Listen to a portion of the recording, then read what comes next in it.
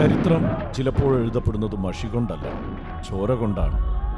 കറുത്തവരായി ജനിച്ചുപോയി എന്ന ഒറ്റ കാരണത്താൽ സ്വന്തം ഭാഷയ്ക്കുമേൽ അധിനിവേശ ഭാഷ അടിച്ചേൽപ്പിക്കപ്പെട്ടപ്പോൾ ജോഹന്നാസ്ബർഗിനടുത്തുള്ള സൊവേറ്റോ എന്ന നഗരത്തിലെ സ്കൂൾ വിദ്യാർത്ഥികൾ തെരുവുകളിൽ തീർത്തത് സമാധാനപരമായ ഒരു പ്രതിഷേധമായിരുന്നു. അതിനവർ കൊടുക്കേണ്ടി വന്നതോ 176 കൗമാരക്കാരുടെ ജീവനും.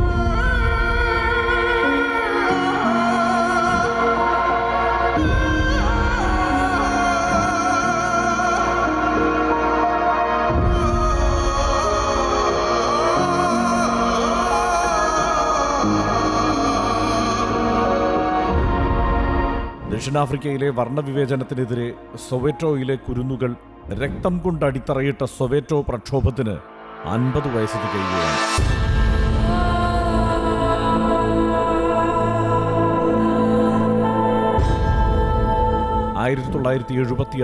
ജൂൺ 16 ദക്ഷിണാഫ്രിക്കയുടെ ചരിത്രത്തിൽ ചോര തിണിർത്ത് കിടക്കുന്ന ദിവസമാണത്.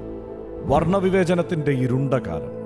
കറുത്ത വർഗക്കാരായ വിദ്യാർത്ഥികൾക്കുമേൽ ഒരു നിയമം അടിച്ചേൽപ്പിക്കപ്പെടുന്നു. അടിച്ചമർത്തുന്നവന്റെ ഭാഷയായ ആഫ്രിക്കാൻസ് ഇനി മുതൽ അവരുടെ അധ്യയന ഭാഷയാക്കിയുള്ള ഉത്തരവ്. തങ്ങളുടെ മാതൃഭാഷയായ സുലുവിലല്ല, മറിച്ച് തങ്ങളെ അടിമകളാക്കി വച്ചിരിക്കുന്നവരുടെ ഭാഷയിൽ അവർ പഠിക്കണം. അതായിരുന്നു ബാൻഡു എഡ്യൂക്കേഷൻ ആക്ട് എന്ന ഭാഷാ നിയമം. അതിനെതിരെ പ്രതിഷേധിക്കാനാണ് ആട്ടവും പാട്ടുമായി കുരുന്നുകൾ പ്രതിഷേധവേദിയായ ഓർലാൻഡോ സ്റ്റേഡിയത്തിലേക്ക് ഒഴുകിയത്. അവർക്ക് നേരെ പോലീസ് നായ്ക്കൾ കുരച്ചു ചാടി. പിന്നാലെ വെടിശബ്ദം മുഴങ്ങി.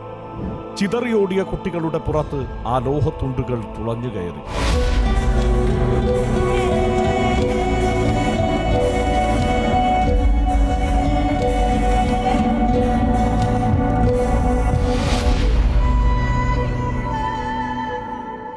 ചോരയൊലിപ്പിച്ചു കിടന്നവരുടെ കൂട്ടത്തിൽ ഹെക്ടർ പീറ്റേഴ്സൺ എന്ന 12 വയസ്സുകാരനും ഉണ്ടായിരുന്നു. അവനെയും കയ്യിലെടുത്ത് സുഹൃത്ത് കരഞ്ഞു വിളിച്ചു പാഞ്ഞു.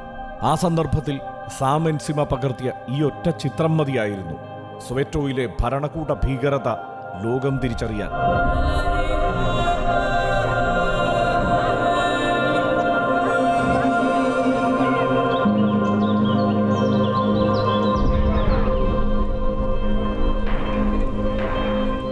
വെള്ളക്കാരുടെ വർണ്ണവിവേചന ഭരണകൂടം എത്രത്തോളം ക്രൂരമായിരുന്നു എന്ന് ലോകത്തെ വിളിച്ചറിയിച്ച രക്തസാക്ഷിയായി ഈ കുട്ടി പിന്നീട് മാറി. ഔദ്യോഗിക കണക്കുകൾ പ്രകാരം അന്ന് 176 പേർ കൊല്ലപ്പെട്ടു. 700-ലധികം കൗമാരക്കാർ ആ ദിനങ്ങളിലും തുടർന്നുള്ള ദിവസങ്ങളിലെ പ്രക്ഷോഭത്തിലും കൊല ചെയ്യപ്പെട്ടെന്ന് പ്രക്ഷോഭകാരികളുടെ സാക്ഷ്യം. ലോകമനസാക്ഷിയെ പിടിച്ചുകൊല്ലുകിയ ഈ ചിത്രം പകർത്തിയ സാം എൻസിമയ്ക്കും ഹെക്ടറിനെ എടുത്തുകൊണ്ടുപോയ സുഹൃത്ത് മബൂസിയയ്ക്കും വൈകാതെ ഭരണകൂടത്തെ ഭയന്ന് ഒളിവിൽ പോകേണ്ടി വന്നു എന്നത് പിൽക്കാല ചരിത്രം.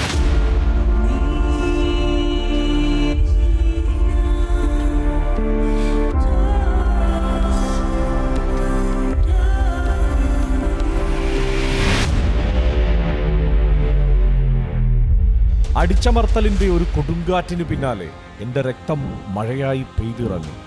കവി ബെഞ്ചമിൻ മൊളോയിസിന്റെ പ്രതിഷേധ വരികൾ തെരുവുകൾ ഏറ്റുപാടി.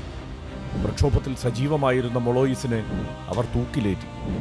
1985 ഒക്ടോബർ 18 കഴുമരത്തിലേക്ക് നടക്കുമ്പോൾ മൊളോയിസ് പാടി, എൻ്റെ ചോര കൊണ്ട് ഈ ഭൂമിയെ നനയ്ക്കും. അഭിമാനമേയുള്ളൂ എൻ്റെ ഭാഷയ്ക്ക് വേണ്ടി ജീവിതം നൽകാൻ, എൻ്റെ ഒരേ ഒരു ജീവിതം.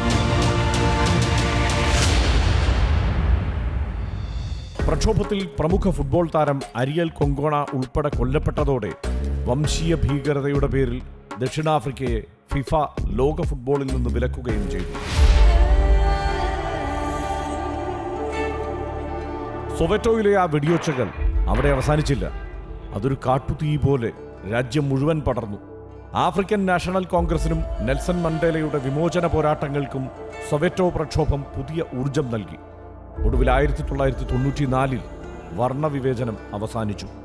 ആ കുരുന്നുകൾ ഒഴുക്കിയ ചോരയ്ക്ക് മുകളിലാണ് ദക്ഷിണാഫ്രിക്ക പിന്നീട് സ്വാതന്ത്ര്യത്തിന്റെ പുതിയ പുലരി കണ്ടത്.